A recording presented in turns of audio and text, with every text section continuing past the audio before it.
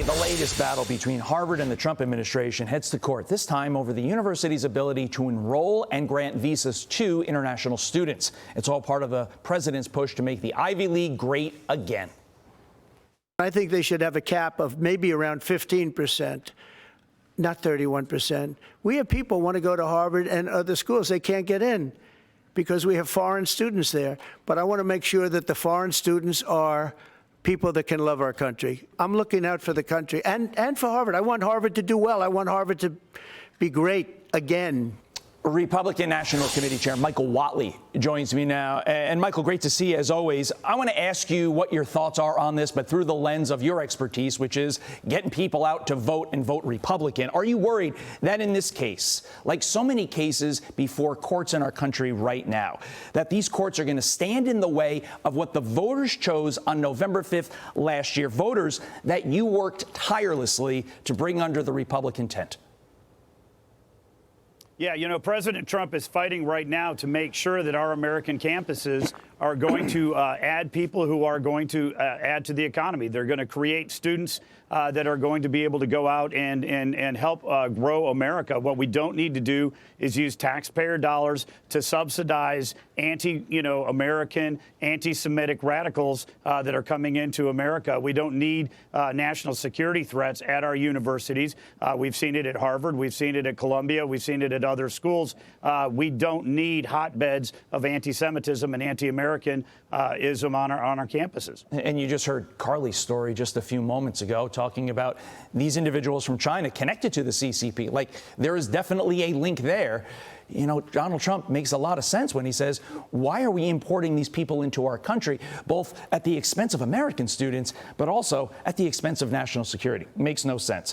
I want to get your thoughts on this because I find this absolutely fascinating. President Trump pushing to keep control of the House in 2026, with Axios reporting his 5-step plan. Here it is. Try to prevent retirements. That's because people that are currently in office have a war chest. They got a lot of money, and Donald Trump does not want to lose that. Spend big, that makes sense. Take primary challengers off the table. Obviously, that's because if you have to spend money in a Republican primary, that's less you can spend in the general against the Democrat, raise more money for the party, and ramp up recruiting.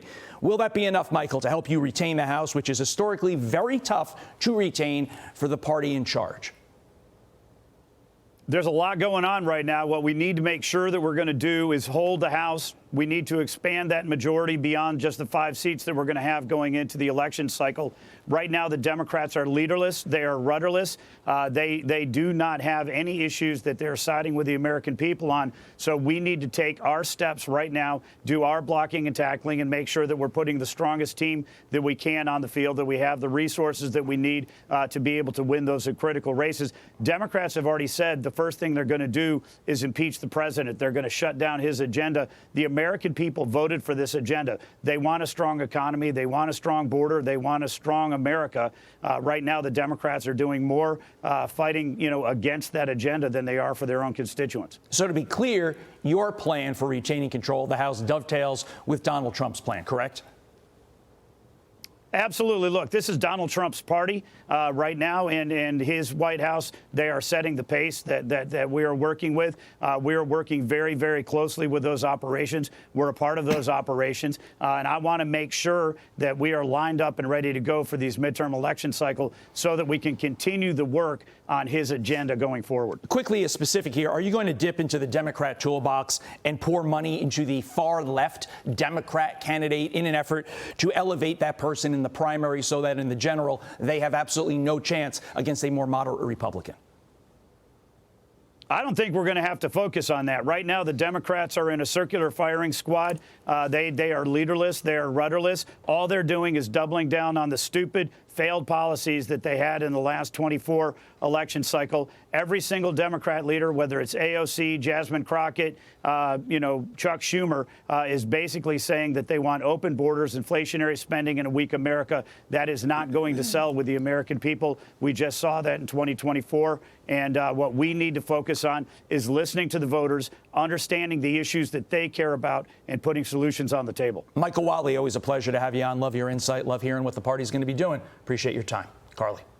I'm Steve Ducey. I'm Brian Kilmeade. And I'm Ainsley Earhart. And click here to subscribe to the Fox News YouTube page to catch our hottest interviews and most compelling analysis.